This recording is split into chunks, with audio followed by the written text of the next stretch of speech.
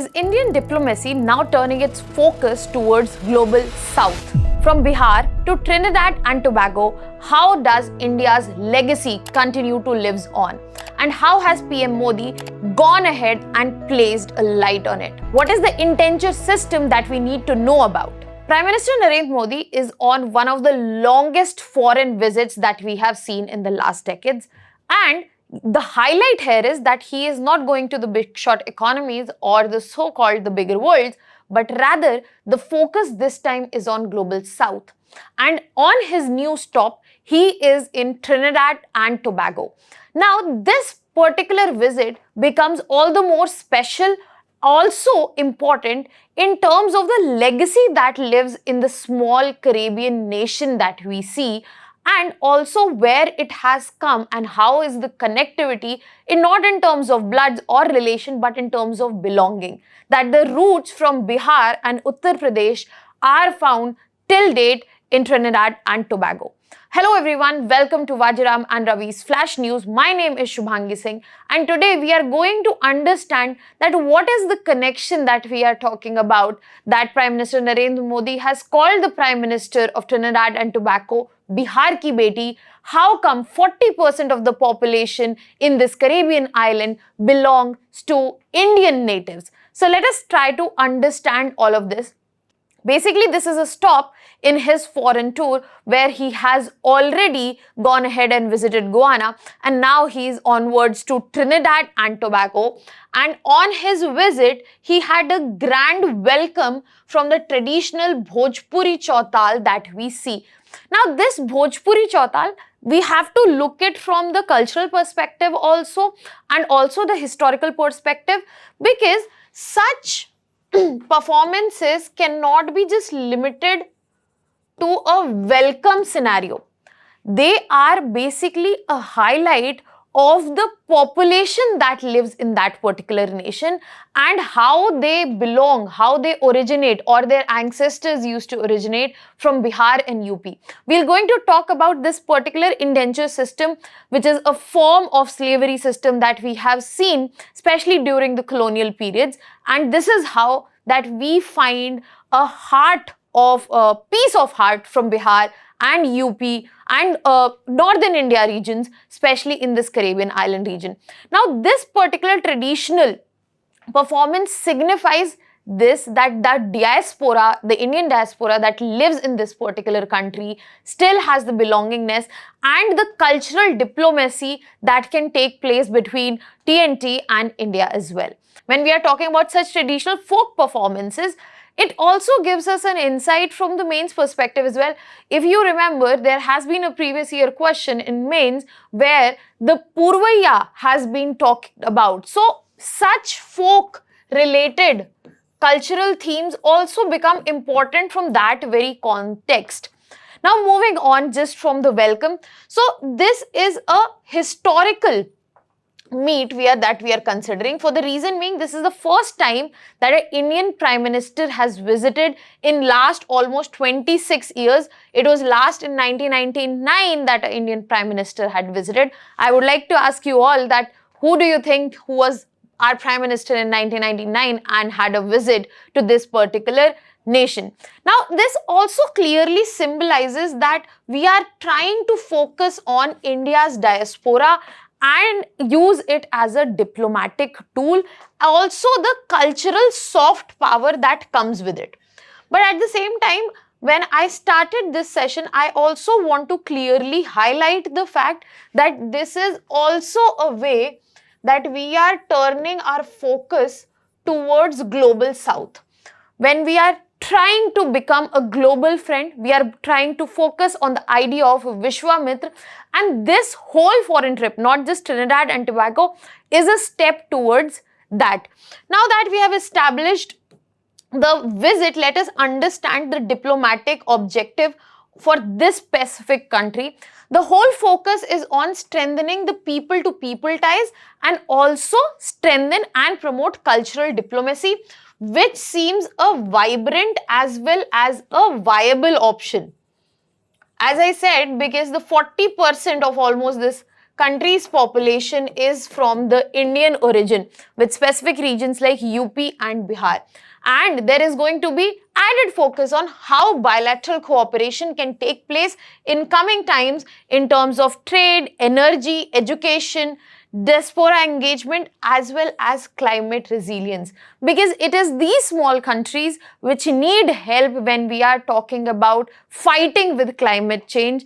And they need people, they need organizations, they need countries which can come out and help them here. So, the bilateral cooperation would center around these particular themes. Now let us understand this particular indentured labor system that we have been talking about, and it will help us to connect the dots that what is the legacy that we are talking about from Bihar to Caribbean islands, specifically Trinidad and Tobago.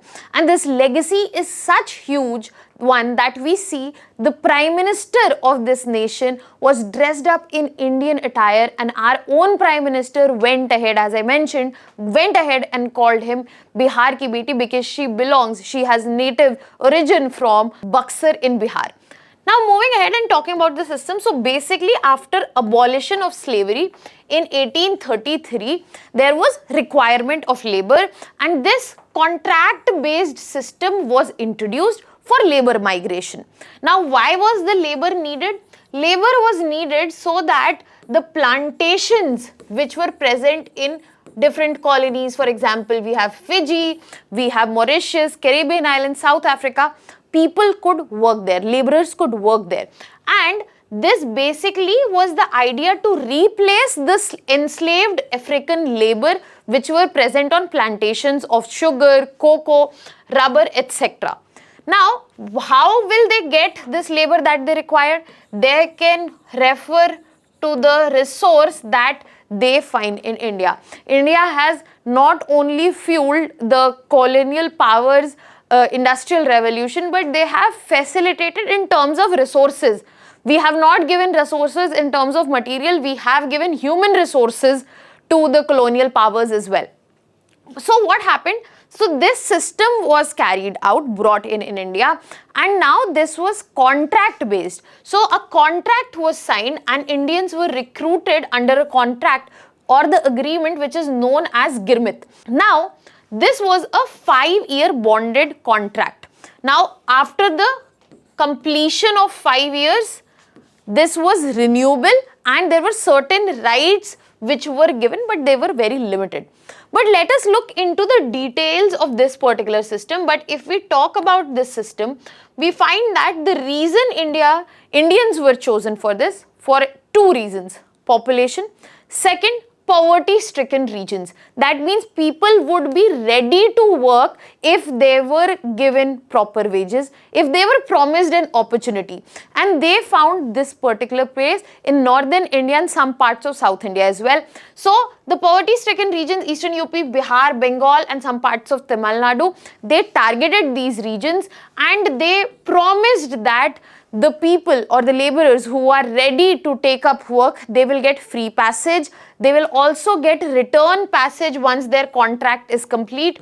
It was usually 5 years or 10 years, but usually here the idea was not that laborers would be returning to their homelands. The idea was that they would be settling there. All these promises mentioned here were pretty much false at their end because they were promised a better life.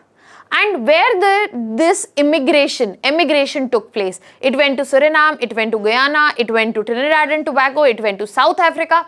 All these regions where we find Indian natives, especially because of this indentured labor system, was to work as laborers, and they were taken under the false promises which did not work out, especially back then. Now the recruitment for this particular system in India was done through agents. Now there were 2 specific names given to them, a different name in North India and a different one in South India. In North India, they were referred to as Arkatis, and in South India, they were referred to as Mestris. And they were the ones who lured the people into false promises, and the documentation was also done. Here you can see a document which has been signed, and basically this documentation is from Azamgarh Jilla. It is spelled like this in this particular document. It is from Azamgarh Jilla, that is in eastern UP. And documentation was also done because signing of contracts was very important. But the problem is, if you are picking up laborers from the poverty-stricken region, most of them were illiterate, they couldn't read or write, and many such proofs we have in front of us where the documents have not been even signed, the thumb impressions have been given. That clearly signifies people were not able to understand that what was written in the document, especially back then. Other than that, if we talk about the transport and voyage, arrival and quarantine, these were the conditions. If we talk about the voyages, they used to be long, 3 to 4 months, and high mortality because of diseases, overcrowding, as well as poor food. So where a person was promised that you will get high standard of living, you'll get better wages, most of them had to suffer this in terms of getting a better wage. Other than that, at arrival, they were usually put off in a center before labor allocation. A famous one is Nelson Island in Trinidad.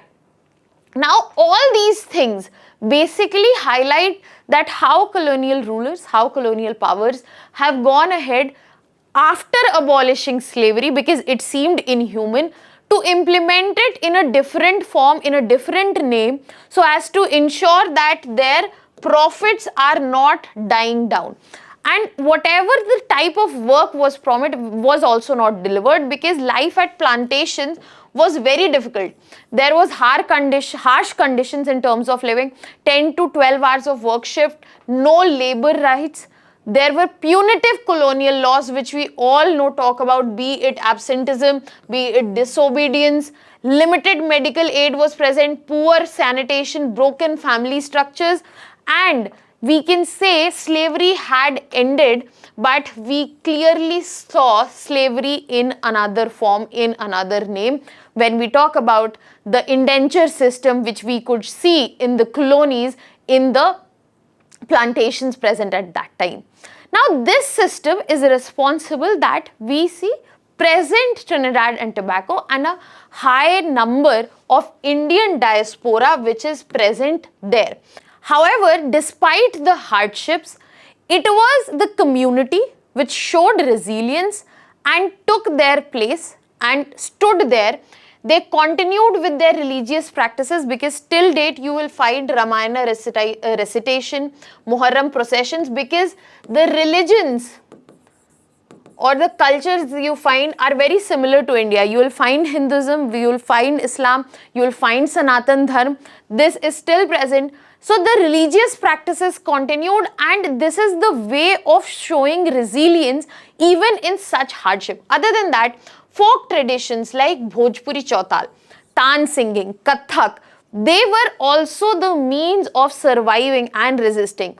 Other than that, there was formation of caste neutral support networks as well as temples, so that these communities were able to persevere through to come out of the great I would say inhuman times that they were seeing back then. And this all has continued till date. We see its prominence in presence in TNT at present times as well. Now, I hope we have understood this whole system. This system was later abolished after movement from India, including Mahatma Gandhi, and international defamation as well, when international pressure was put. Apparently, the system ended on papers in 1917, but if we look at some documents, we will find they continued, some of them continued till 1920s and others also continued till 1922. So it is almost, since the abolition also, it's more than 100 years, and that means some Indian natives had found their place, they had persevered through the situation, and the result of that, the culture that is present in that region, founds its roots not just in India, but the poverty-stricken region back then that was considered, but in northern India, Bihar, UP as well. Now, here let us talk a little more about Bhojpuri Chautaal, how it is basically a cultural bridge. So whenever I talk about Bhojpuri Chautaal, why it is a cultural bridge? Because it is giving us connectivity to Bihar, from Bihar to directly Trinidad and Tobago. What is Bhojpuri Chautaal? Bhojpuri is basically the language that is spoken with a certain dialect, like Bhojpuri is there, Maithili is there, Avdi is there. And basically, rhythmic folk songs in that particular language are known as Chautaal, which are very frequently used in eastern UP. You find them in Bihar, especially during festivals and rituals. Now, what makes it shine through? Why it is or of prominence? Now, especially on PM Modi arrivals, it signifies that there was a continuity of culture even across the continent. We are talking about moving across ocean, but the people did not leave their cultures behind. There is an emotional connect that we can see in the Indo-Caribbean community, and it clearly signifies India's soft power in terms of diaspora and how it can be used in terms of diplomacy as well. I hope you all are clear with the factors which have been brought in and how they become important. Such trips gives us insight into not just traditions, cultures, but diplomatic tools, diplomatic visions also. Now that was all from my side. Thank you so much.